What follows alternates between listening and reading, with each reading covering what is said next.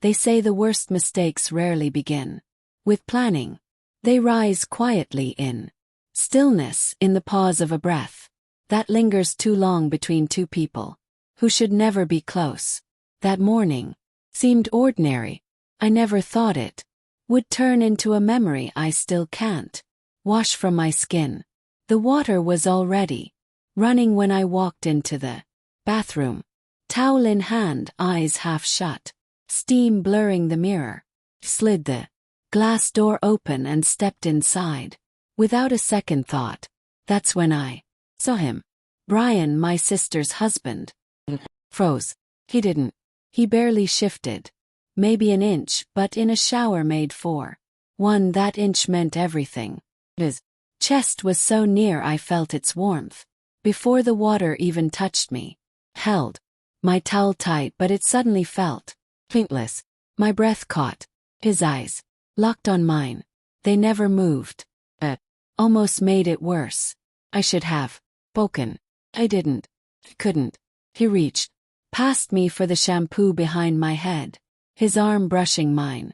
Goosebumps raced down my skin. I told myself it was from a spray, but it wasn't. I whispered, "I thought you were done." He didn't flinch. "I was," he replied calmly. Water still warm. Like it was nothing. Like I wasn't his wife's sister.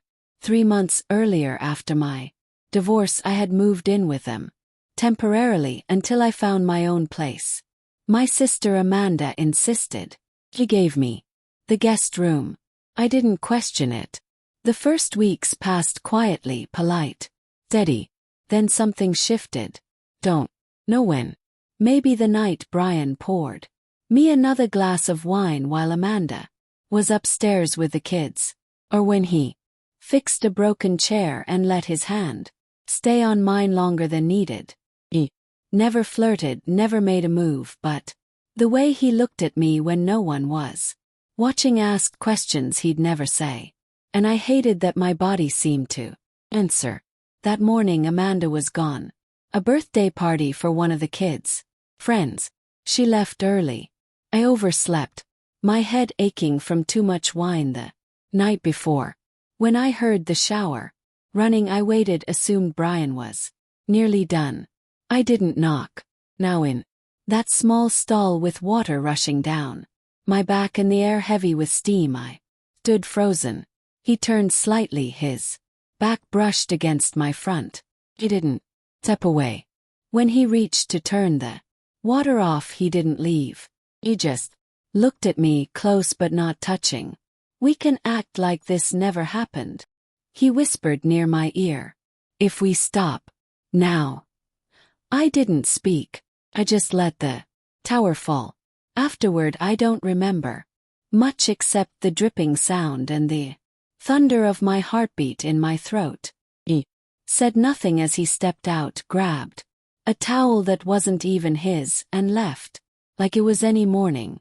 I stood under the spray 10 minutes longer, not to cleanse, just to delay the truth. After that, everything shifted. The kitchen felt smaller, the couch tighter. Every time we passed in the hall, our arms brushed. Every time he gave me a mug, our fingers nearly touched. It wasn't meant to happen again, but it did. The laundry room late at night. Amanda was upstairs, the boys asleep. I was folding towels, distracting myself. He walked in, closed the door halfway. Did nothing. Just look. I didn't refuse. When it was over, silence filled the room. I fixed my shirt. He zipped his jeans. It wasn't passion. It wasn't. But it was something too heavy to carry but impossible to drop. Amanda came home early the next day. Vane cancelled the party. She smiled at me, asked if I felt okay. I lied, said I had headache. She kissed Brian on the He smiled like nothing had happened. That night I lay awake, listening through the wall as they spoke about groceries and bills like nothing was broken. But it was days later I told Amanda I had work Offered me a ride. I said Brian could. She agreed without pause. The drive was silent 20 minutes of pretending. A red light, he finally asked. Do you ever think about telling her? Stared out the window. You'd let her hate me before she hated you, I answered. He said nothing. When we arrived, I opened the door before the car fully stopped. He caught my wrist. Say something. Looked at his hand and said, I don't hate you. I just hate that I didn't stop you. Weeks passed. Then one night, knock on my door. Brian. He barely spoke. I let him in. We didn't touch. We didn't need to. He said I shouldn't have come. Yet he stayed. He told me he dreamed of it. Not desire, but drowning. I said nothing. Before he left, he added, You didn't do anything. I didn't want. I wanted to scream, but I only nodded. The next day, Amanda called. She was in town, wanted lunch. Agreed. She wore yellow, hugged me like nothing was wrong. She smiled, said, Brian's been distant lately. My stomach dropped. Maybe I pushed him too far away, she added. I stared at my napkin, folding it until my fingers. When she hugged me goodbye, it felt like holding glass, fragile, ready to shatter.